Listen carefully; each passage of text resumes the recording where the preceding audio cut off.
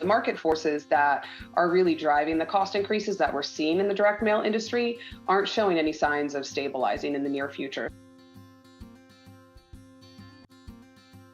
So labor, right, which is one of our biggest components there, we're still seeing that great resignation happening. Another 4 million people resigned last month. The unemployment rate, though, still remains pretty low, 3.5%, 3.8%. So that means competition for hiring, particularly in our industry, remains fierce.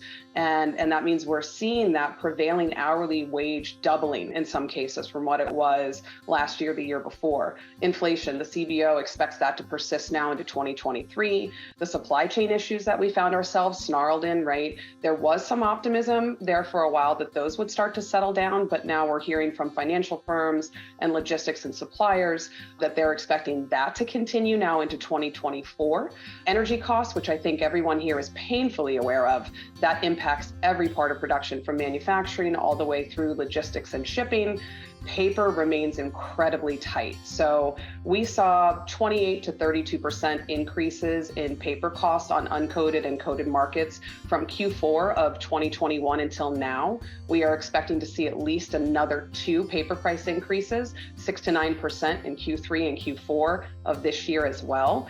So that is definitely going to continue to squeeze budgets.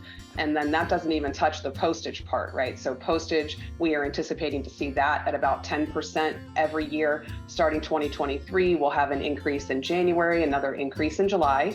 So altogether, right, what does that mean in terms of cost? I think we are looking at roughly an 8% quarterly increase in production budgets beginning Q3 of this year, continuing into Q2 of 2023. So 30%, right, increase in production budgets. And then for schedules, those continue to be lengthy, right? At PS, we are securing paper and time and mail shops now for campaigns that are mailing in Q1 of 2023, so about a 9-month time frame.